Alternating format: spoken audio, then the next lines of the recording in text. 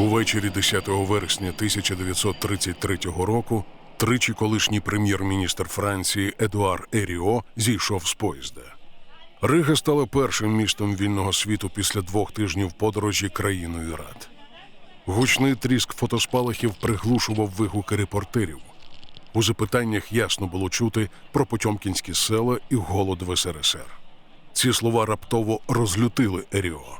Потьомкінські села? Не знаю. Те, що я бачив у Росії, було прекрасно. А про те, чого я не бачив, я не можу говорити.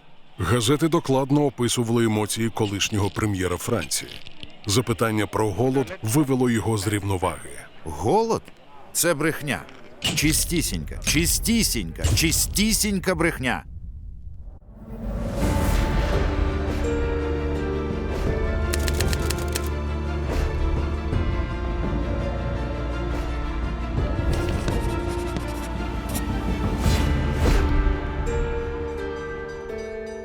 19 серпня 1933 року зі столичного Харкова до Одеси прилетіло термінове розпорядження.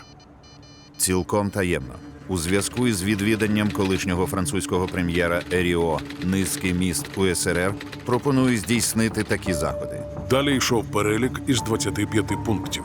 Очистити міста, які буде відвідувати Еріо, від безхатченків, паразитуючого та кримінального елементу. Здійснити заходи з ліквідації усіх черг у містах, які буде відвідувати Еріо.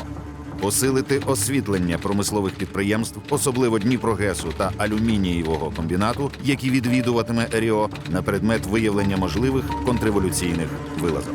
Едуард Еріо був запрошений радянським урядом. Із самого початку його візит готувався радянськими спецслужбами, які продумували маршрут цього візиту, які в деталях продумували, хто буде Еріо оточувати, хто його буде зустрічати. Коли пароплав прийшов в Одесу з ним, там на пристані було десь 200 осіб, і всі були за перепустками. Там не було жодної випадкової особи. 26 серпня о 9 ранку пароплавом Чичерін до Одеси прибув Едуар Еріо у супроводі сенаторів Серлена та Джульєна і депутата Марселя Рея. Публіка, яка була допущена за виділеними оперативним відділом перепустками, вітала Еріо аплодисментами. Еріо проголосив перед мікрофоном. Я вірю у чудове майбутнє вашого народу. І я сподіваюся, що мої відвідини будуть корисні для справи миру. Його довезли до готелю в Одесі, де поселили в номер і на 2 години залишили без представників Міністерства закордонних справ і без чекістів, але вони продовжили за ним стежити. І як відзначається в чекістських донесеннях, Еріо в цей час виходив на балкон, позував фотографам, прихильно ставився до оточуючих в ресторані, куди його завели пообідати. В Одесі стояли величезні черги в магазини. Значить, в районі готелю все прибрали, цих людей забрали від магазинів. Тобто чистий Голлівуд, можна так сказати, все зробили. А після Еріо виїхав до колгоспу «Червоний промінь» у село Біляївку. Йому показали в Біляївці якесь потьомкінське село, де все так гарно, всі працюють, всі співають у вишиванках на полі, що взагалі неможливо навіть уявити, щоб селяни, які берегли свої вишиті сорочки, сакральні для них, щоб вони йшли в поле в цьому. Але йому дуже сподобалося. Еріо і Альфан близько спілкувалися з колгоспниками і дітьми. Цікавився, скільки хліба видають на трудодень. 15 кіло, окрім овочів та фруктів, була відповідь. На колгоспному дворі був влаштований хороший сніданок. Еріо посадив поруч із собою колгоспницю. Перед сніданком йому подарували 2 чистих вишитих рушники. Перед ним розіграли спектакль такого благополучного життя в країні рад. Я потім чула від Леся Танюка розповідь, яку йому повідав інший очевидець, працівник студії імені Довженка. Студія знімала матеріали про цю поїздку, хроніку. І він розказував, що перед Еріо привезли акторів із Києва, одягли їх у вишиванки, привезли продукти, якісь бутафорські, якісь справжні. І ставили прямо в полі столи, їли, пили, танцювали, співали. Еріо був щасливий. І все назовні виглядало так, ніби голоду немає. Це була режисура спецслужб, що дивно нагадувала потьомкінські села часів Катерини II. Як історик, який свого часу займався 16, 17, 18 століттям, я хотів би захистити потьомкінські села. Бо потьомкінські села існували. Це були козацькі українські поселення. Потьомкін тільки приписав їхнє заснування собі, але вони там були. Те, що відбувалося в 32-му, в 33-му році, це абсолютна фальсифікація, до якої Потьомкіну було дуже далеко. О 19:30 Еріо знову смачно годували. Обід на його честь був організований облвиконкомом. Бенкет тривав 2 години. Після нього Еріо із святковим настроєм виїхав на вокзал. Агентура доповідала усі подробиці. У вагон перед від'їздом Еріо були доставлені 12 українських вишитих сорочок, адже вони Еріо дуже сподобались. До Харкова ж наввипередки гостю полетіло спецдонесення про те, як одесити обговорювали візит колишнього французького прем'єра. Робочий Соколовський. Він приїхав подивитися, скільки народу залишилося після голодовки, і скласти угоду на вивезення хліба, щоб ті, хто залишився у живих, повиздихали. Загальні настрої одеситів спецслужби передавали одним реченням. Замилюють очі та показують лише досягнення, а голод і злидні приховують.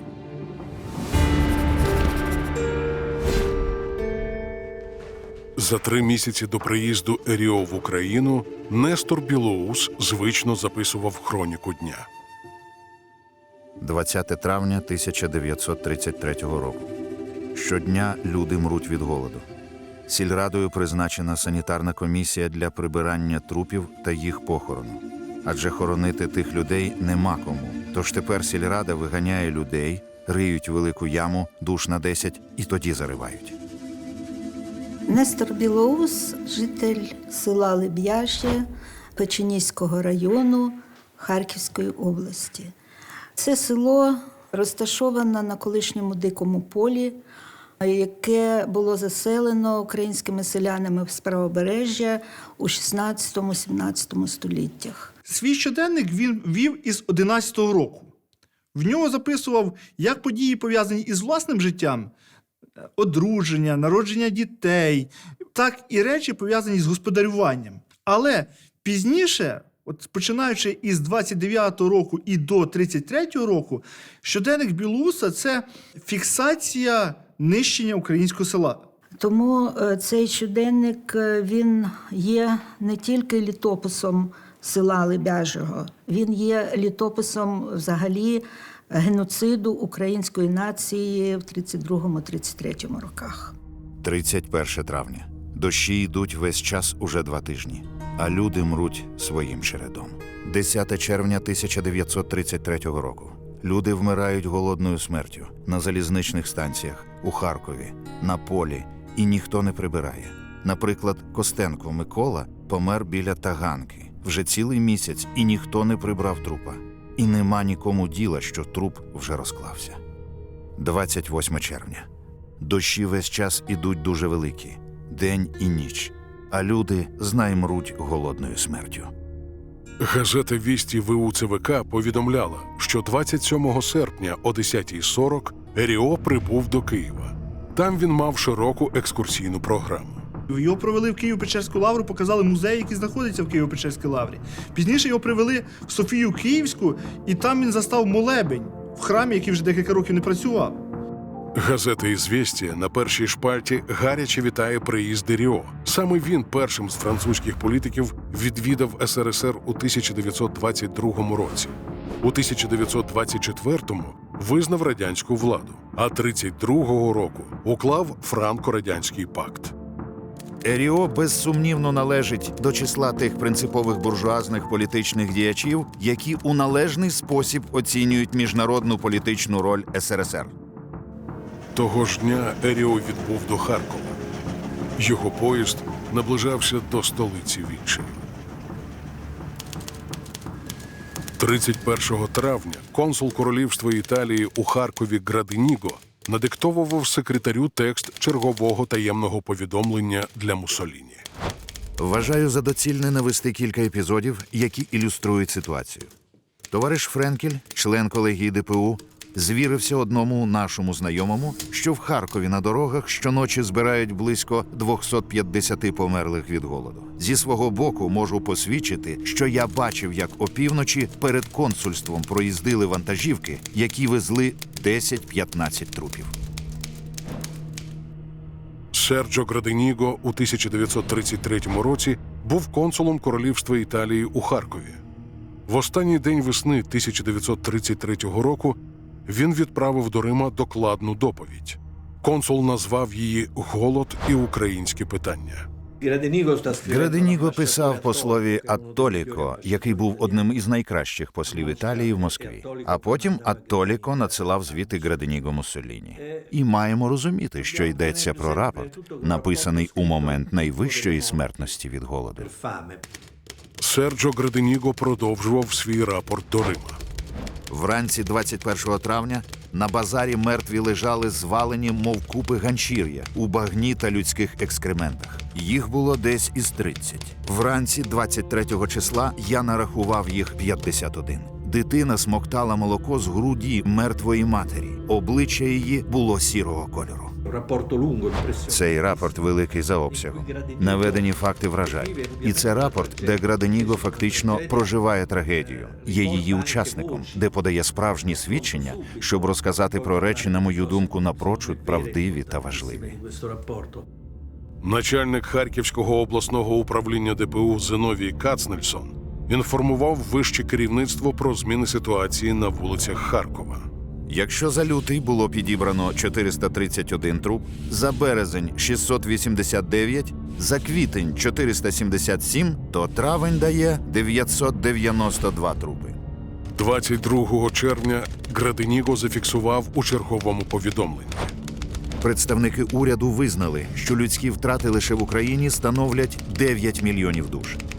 В університетському ж середовищі говорять про 40-50% усього населення України. І я вважаю цю цифру 15-16 мільйонів точнішою. У рапорті, де він говорить про 10-15 мільйонів загиблих, не можна шукати математичної точності. Йдеться про цифри, які кружляли у повітрі. Нам відомо, що протягом тих 3-4 місяців загиблих було приблизно 4 мільйони. І це величезна цифра. 4 мільйони за декілька місяців – це гігантська цифра. Проте мені здається, що цей рапорт, навіть у своїх перебільшеннях, у будь-якому випадку відображає драматичну реальність. Це, можливо, найдраматичніший рапорт із тих листів із Харкова. 28 червня 1933 року у Харкові польська комуністка Дорота Федербуш записує у щоденнику. 30% народу на Україні вимерло з голоду. Справді, автори щоденників наводять демографічні втрати під час Голодомору. І говорять про те, що під час Голодомору вимерло 9-10 мільйонів людей. Хтось пише, що 16 мільйонів людей. Звісно, людська думка збільшує масштаби трагедії. Проте Градиніго показує справжню сутність цих подій. Я мушу це наголосити. Не потрібно казати, «О, ні, він вигадав ці цифри, вони не точні, ці цифри, які він надає». Наведені цифри перевищують реальні, адже він не мав точних даних. Він переповідав те, що чув. Здебільшого підставою для таких суджень був, очевидно, власний досвід. Вони бачили ситуацію в селах, де вони жили, або де жили їхні знайомі, і екстраполювали оці знання на всю Україну, або ж із чуток.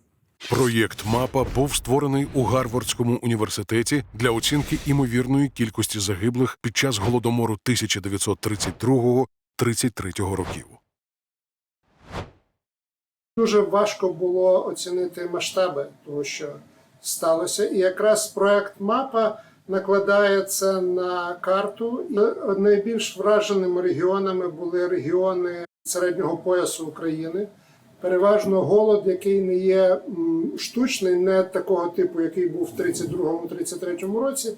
Найбільш вразливі історично регіони були регіони півдня. Через сухові, через природні явища.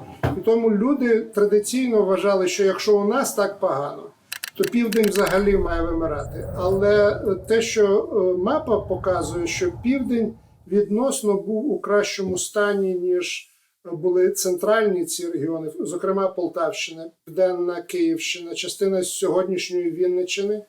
Але це був якраз людський фактор, тобто це був голод штучний і цілком маніпульований від початку до кінця.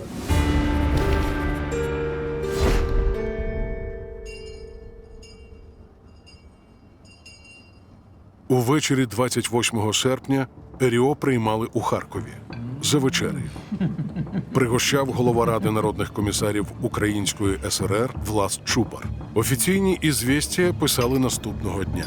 Під час вечері між головою Раднаркому України Чубарем та французькими гістьми на чолі з РІО та французьким послом Альфаном відбулася докладна розмова на тему колективізації сільського господарства СРСР. Під час розмови РІО відзначив, що ані реформа 1861 року, ані Столипінська реформа не дали жодних реальних полегшень важкого становища селянства і до практичного вирішення цієї проблеми взялися лише після жовтневої революції.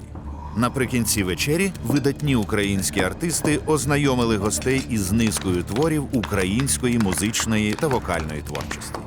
У спецдонесеннях повідомляли, що РІО цікавився головним чином двома питаннями. Перше, чи є у нас голод? До того ж, це питання він пов'язував, звичайно, з основним питанням про успішність чи крах колективізації. Друге – національне питання. Але після смачної вечері в компанії Чубаря та видатних артистів РІО мав тверде переконання, що ніякого голоду немає. І хоча Альфан і Рей підкреслювали, що зовсім недавно голод на Україні був, він упевнений, що ми правильно інформуємо його про минулі і тепер подолані труднощі. Наприкінці весни 1933 року Градиніго завершував свій рапорт «Голод і українське питання». Я роблю висновок. Теперішня катастрофа спричинить колонізацію України переважно російським населенням. Це змінить її етнографічну природу. Можливо, в дуже близькому майбутньому не доведеться більше говорити ані про Україну, ані про український народ. А отже, не буде і української проблеми, оскільки Україна фактично стане частиною Росії.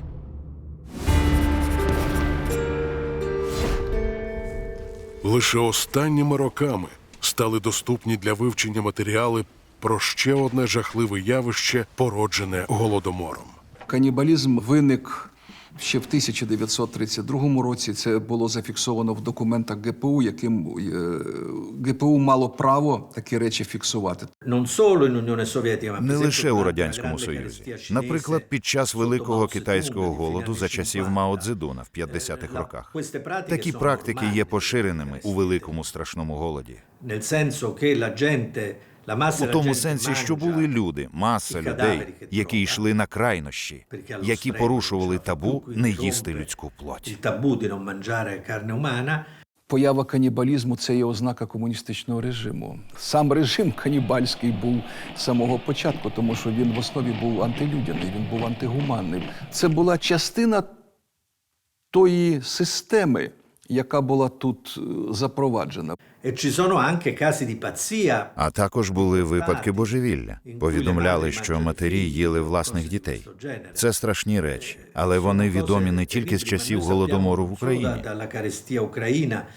Ми знаємо, що це поширені практики для всіх великих голодів, які задокументовані. В архіві Міністерства внутрішніх справ України зберігається так званий фонд 32.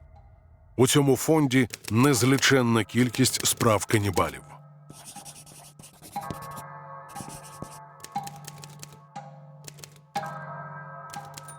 Ці пожовклі сторінки з холодною детальністю списують жахливі картини того, на що перетворює людину голод.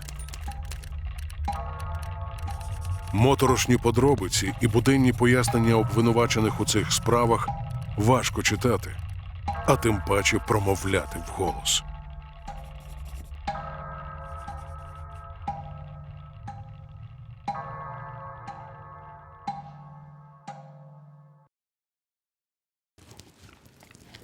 29 серпня Едуара Еріо знову смачно годували.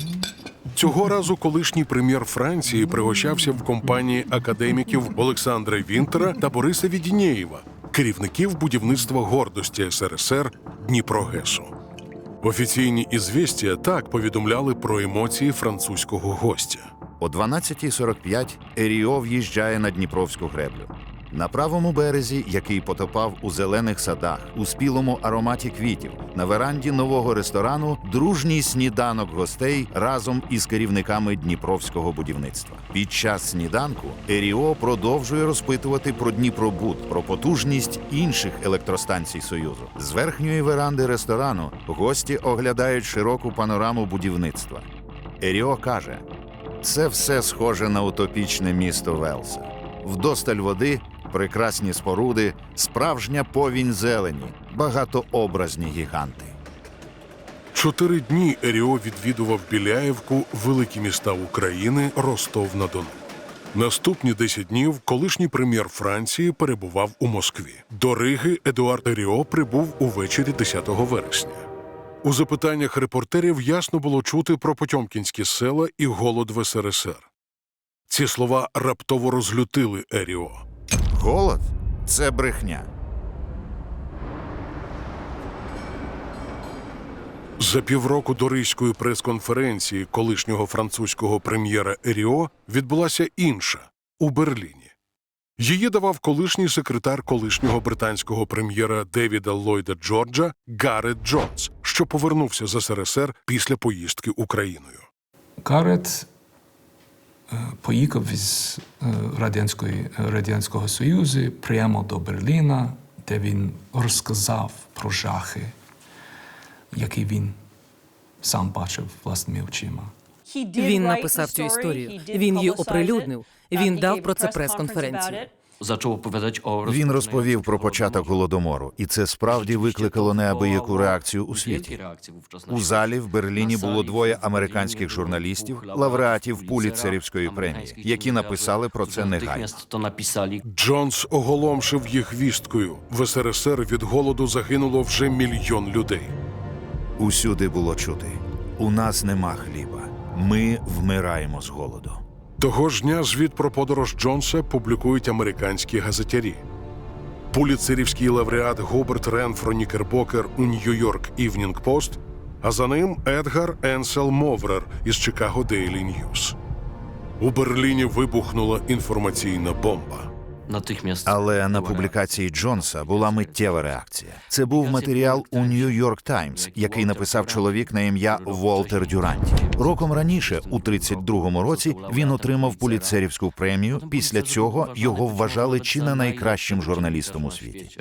Він реагував на прес-конференцію Гарета Джонса і написав статтю із заголовком «Росіяни холодні». Зверніть увагу на використаний термін, так? Росіяни холодні, а не вмирають від голоду. 30 березня Дюранті писав із Москви для Нью-Йорк Таймс. Американська преса сіє паніку через голод у Радянському Союзі, де нібито тисячі вже померли, а мільйонам загрожує голодна смерть.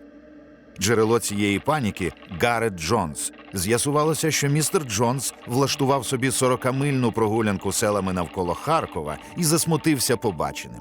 Не можна сказати, що панує голод. Ніхто з голоду не помирає. Поширена тільки смертність через хвороби, спричинені недоїданням. Отже, через 2 дні після прес-конференції в Берліні Волтер Дюранті на шпальтах за Нью-Йорк Таймс пише велику статтю, в якій повністю знецінюється Гарет Джонс, який представляється як маленький хлопчик, що трохи вивчив російську мову і вирушив собі в турпоїздку Харківщиною. А на основі кількох повідомлень від селян оголосив світові, нібито Радянський Союз голодує, а Україна вмирає. Дюранті просто сміявся з нього, знущався і писав, що голоду не було. Коли Дюранті говорив про те, що, значить, росіяни не доїдають, це також не була повні брехня, бо була серйозна різниця між Росією і Україною, різниця, яку фактично задокументував якраз Гарет Джонс, який перетнув кордон в районі Харкова між Росією і Україною і писав про те, що так, в Росії не доїдають і в Україні помирають. Гарет Джонс не мав широкого кола читачів. Натомість, з думкою Дюранті рахувався, зокрема, кандидат у президенти США Рузвельт, який невдовзі став президентом. Він вважав цю дружбу захопливою, запрошував журналіста до себе, а Дюранті йому розповідав про чудового Сталіна і про чудовий розвиток Радянського Союзу. Рузвельт йому вірив. З Дюранті це також надзвичайно цікава історія, бо він не був ідеологічно мотивований. Але він був мотивований інакше. Це доступ до перших осіб, доступ до інформації. Тобто, якщо ви самі себе не цензуруєте, фактично ваш унікальний доступ до Сталіна, до інших керівників зникає, і зникає ваша цінність, ваша професійна цінність. Також влада фактично корумпувала Дюранті. Деякі люди на Заході були зачаровані СРСР. Пам'ятаєте, кінець 20-х і особливо 1930-ті роки були епохою Великої депресії у США і в Європі. Економіка була жахлива. Мільйони людей були без роботи. В Америці був голод, і люди шукали альтернативне рішення або якусь кращу політичну систему. І дехто дивився на Радянський Союз, сподіваючись, що це буде альтернативним рішенням. Західні політики тоді ще були зачаровані Сталіним, наївно захоплені. Дехто з них, як от Ллойд Джордж, насправді вірили, що Сталін – візіонер, який зцілить світ, який має рецепт зцілення світу. Ми повинні також усвідомлювати, що Захід переживав у той час велику кризу. Дехто казав навіть «кінець капіталізму». І тут цей Сталін каже, що зараз він зробить усіх людей рівними. Усі матимуть що їсти, де жити, і всі матимуть роботу. Радянська держава дозволяла іноземцям бачити лише певні речі, але не все інше. І деякі з них поверталися і розповідали, яким чудовим було суспільство. Існує відоме висловлювання Лінкольна Стефенса, тогочасного інтелектуала, який відвідав Радянський Союз. Він сказав: «Я побачив майбутнє, і воно працює». Дехто з лівих хотів вірити, що радянський експеримент працює. Дехто, можливо, навіть деякі колеги Джонса, були, знаєте, заздрісниками або прагнули спростувати його історію, тому що вони цього не розповіли. Насправді, лише в ретроспективі, через роки, стає зрозуміло, що, звичайно, Джонс говорив правду.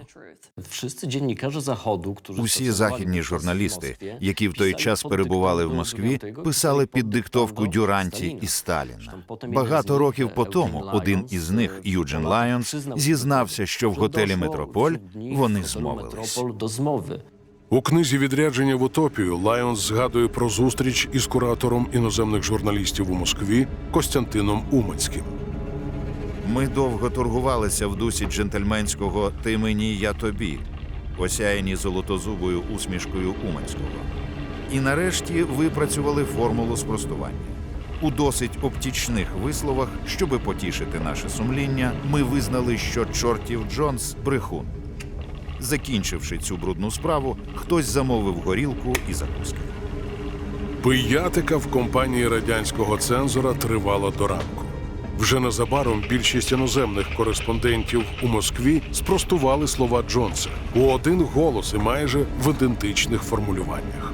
Компрометація Джонса була одним із найнеприємніших завдань, до яких нам доводилося братися в ті часи спотворення фактів на догоду диктаторським режимам. Лайонс пояснив, що Кремль сказав, що якщо ви, журналісти західні, хочуть доступ до Кремля, треба так сказати про Гарета Джонса. І про холод, і про Голодомор особливо. Після несанкціонованої поїздки валійця до столиці відчаю Харкова іноземним кореспондентам заборонили подорожувати країною, щоби більше не допустити жодного неконтрольованого витоку інформації. Дюранті чудово знав, що відбувається в Україні. Сьогодні ми точно знаємо, що він розповідав про це друзям у приватних розмовах. Про це він говорив, коли його викликали до посольства Великобританії. Він розповідав про це Юджинові Лайонзу, котрий теж оприлюднив цей факт через багато років. Оцінки Дюранті жертв в Україні перевершували навіть оцінки Гарета Джонса, бо Дюранті прямо говорив про 10 мільйонів жертв голоду в Україні. Джина випустили з пляшки. Інформація про голод на українських землях почала кружляти Європою і світом. Захід потроху прокидався. 24 липня 1933 року митрополит Греко-католицької церкви Андрей Шептицький у посланні «Україна в передсмертних судорогах» закликав християн усього світу поширювати правду про Голодомор. Усі радіостанції просимо рознести наш голос цілому світові. Може, дійде він і до убогих хатин конаючих з голоду селян. Тоді ж у підпольському Львові постає Український громадський комітет рятунку України. Він звертається до світу. Биймо у великий дзвін на тривогу. Протягом літа у 12 країнах Європи та Америки з'являються 18 подібних комітетів та організацій. Лондонське українське бюро збирає інформацію про голод в Україні і поширює публікації у британській пресі. Але СРСР успішно протидіє намаганням українців. У тому ж таки листі до Комітету рятунку України лондонський осередок скаржиться. Навістки і факти про існування голоду на Україні, які були оголошені в англійській пресі, почали радянські чинники вести свою протиакцію, заперечуючи всяке існування голоду на тих землях і запевняючи англійський загал, який незвичайно цікавиться справою голоду на Україні, що там все благоденствує. Український інтелектуал з Праги Ольгерт Іполит Бочковський був шокований поблажливою реакцією Європи на заперечення колишнім французьким прем'єром мільйонів смертей на українських землях в СРСР. Бочковський публікує гнівний есей «Безхребетна Європа». Ольгерт Іполит Бочковський постать, яку треба знати в контексті українського голодомору. Чому? По-перше, він був головою комітету з порятунку України в Чехословацькій Республіці, як вчений, як особа, як видатна постать. Його обурення було спричинене мовчанням не стільки преси, бо преса говорила про голод в Україні, скільки мовчанням державних мужів. Ішлося про Францію, Великобританію і Сполучені Штати. Європа, що 15 років мовчанкою реагувала на більшовицькі дикунства і криваве божевілля, тепер стихійно і масово повстала проти методів гітлерівського правління. Гітлерівській Німеччині оголошено господарський і культурний бойкот. Протестуючи проти диктатури Гітлера, мусять протестувати також проти диктатури Сталіна. Лиш тоді її протест не буде кон'юнктурним, але досягне вершин морального патосу, як вислів людяності і засуду насильства взагалі. Про голод в Україні інформували не тільки громадські активісти по всьому світу. Свої уряди також повідомляли консули Польщі, Німеччини та Італії. 6 червня 1933 року Харківське консульство Польщі повідомляло у Варшаву. Випадки голодної смерті на вулицях і на подвір'ях зараз рахуються вже не в десятках, а в сотнях на день. Щоночі вулицями кружляють вантажні машини і підводи, які збирають померлих на вулицях і ринках, в городах, подвір'ях. Зафіксовано, як зранку з головного вокзалу в Києві вивезено 4 машини померлих та тих, які помирали з голоду. Інформують, що так відбувається щодня.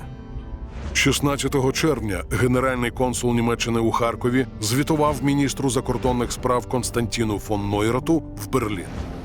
Якщо у квітні ще можна було сумніватися, чи положення повсюдно однаково погане, то тепер вже встановлено, що катастрофа голоду охопила усю Україну. У одному із перших своїх повідомлень про голод в Україні консул Королівства Італії Серджо Градиніго доповідав у Рим, де марші фашистів завзято вітали Муссоліні.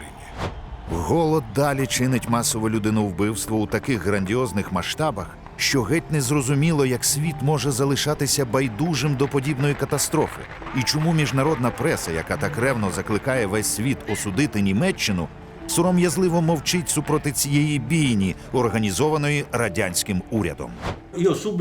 Відразу після прочитання цих повідомлень, природньо, я пішов читати італійські газети. Ще й тому, що наївно думав, фашистський режим використає цей матеріал, щоб зробити антикомуністичну пропаганду.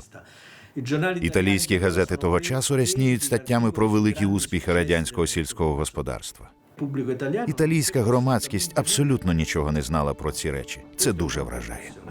Муссоліні уважно читав рапорти Градиніго. На деяких звітах збереглися зазначки, зроблені рукою італійського диктатора.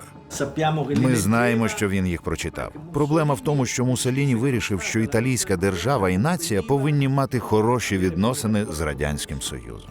Мілена Рудницька, відома діячка, депутат Польського Сейму від імені УНДО, голова Союзу Українок, поїхала до Муссоліні і говорила: «Дуче, допоможи, люди, мільйони гинуть з голоду, з рук комуністів, проти яких ти в 22-му році пішов походом, маршем на Рим, щоб попередити прихід комуністів до влади в Італії. Вони нищать мою націю». Муссоліні тоді сказав: «Добре, я буду розбиратися». Так розібрався, що підписав договір про дружбу. Він сприймає інтереси італійської держави як інтереси співпраці. Майте на увазі, італійська промисловість також бере участь у військовому переозброєнні Радянського Союзу. Фіат вирішив побудувати великі заводи в Москві, і не тільки. Це був вибір співпраці в рамках політики радянської індустріалізації, в якій доля селян і українців не мала жодної цінності. Є загиблі, і це нас не цікавить. Ми зацікавлені в інтересах італійської держави.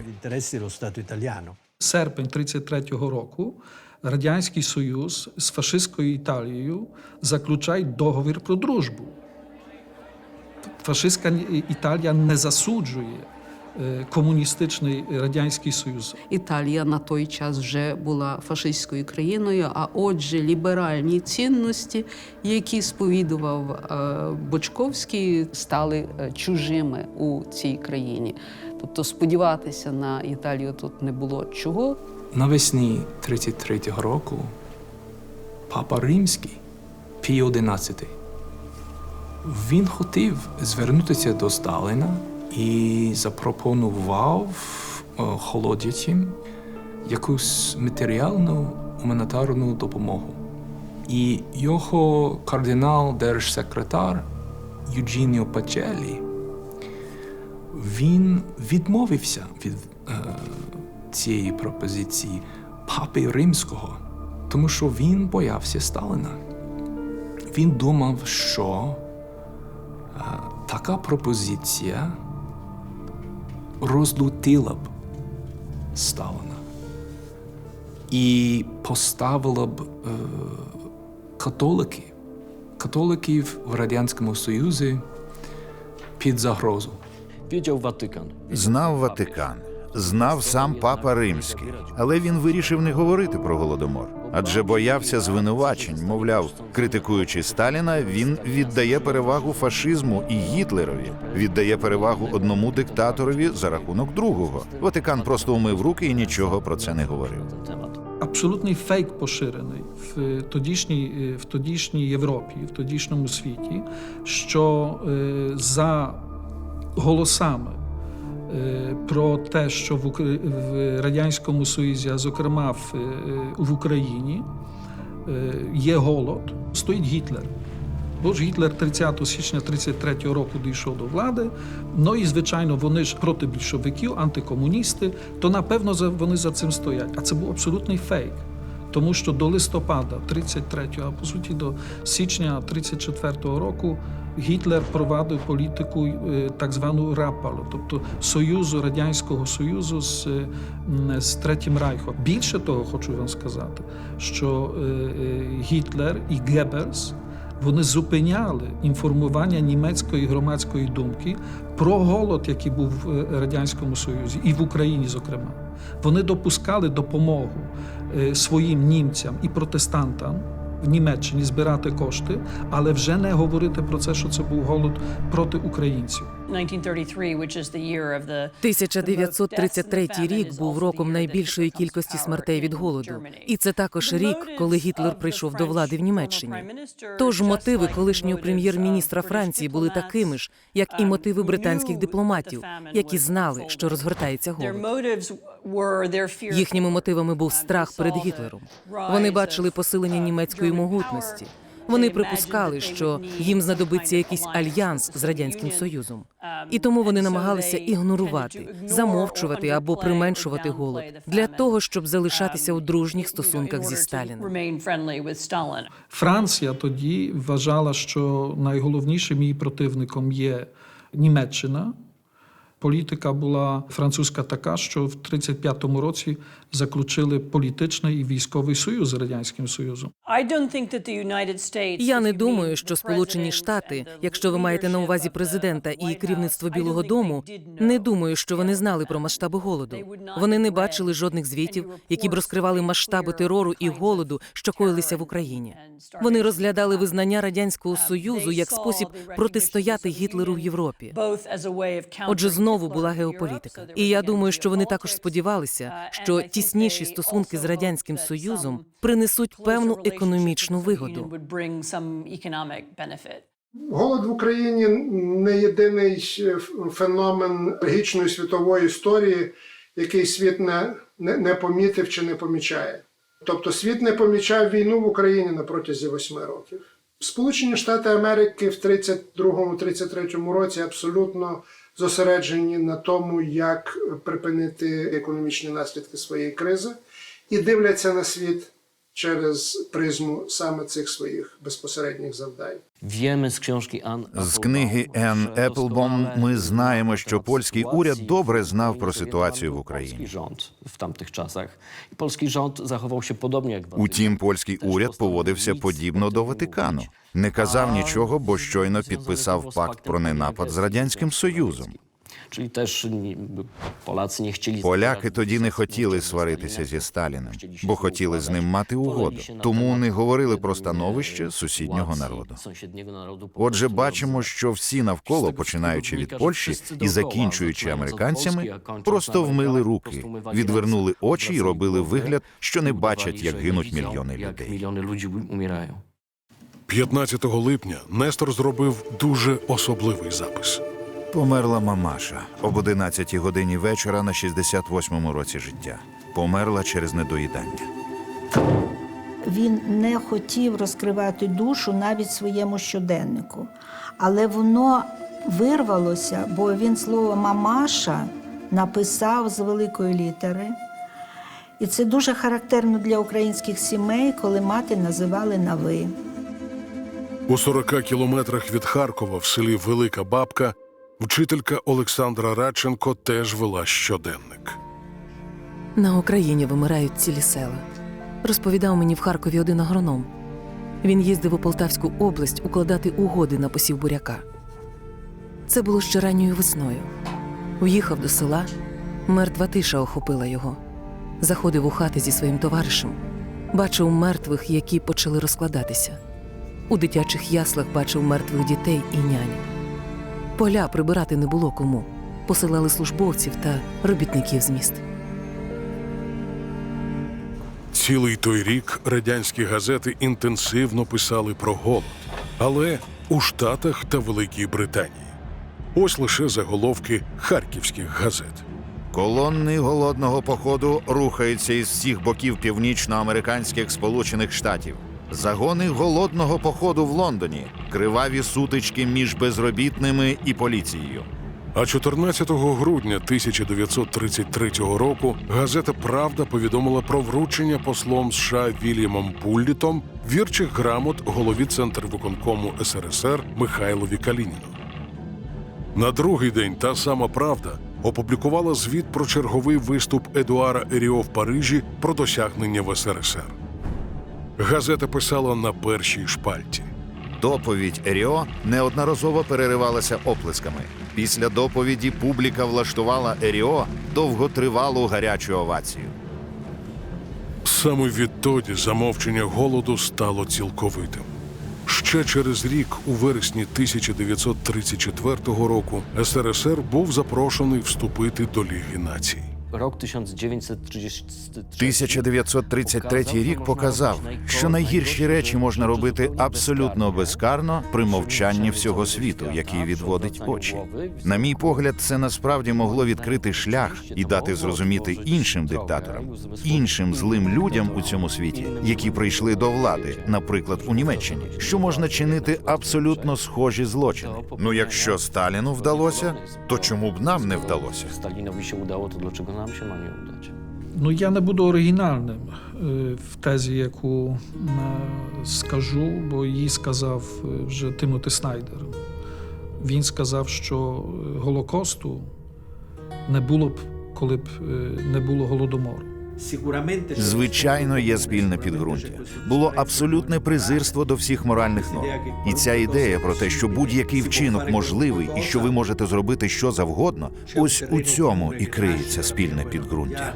Але передовсім причина одна – занепад цінностей, яка спричинилася до того, що в серці Європи можна було заморити голодом мільйони людей. І це означало, що безхребетна Європа увійшла в те змагання егоїзмів, яке не могло не закінчитися катастрофою. Перемога брехні означала смерть правди. Українська нація зникала.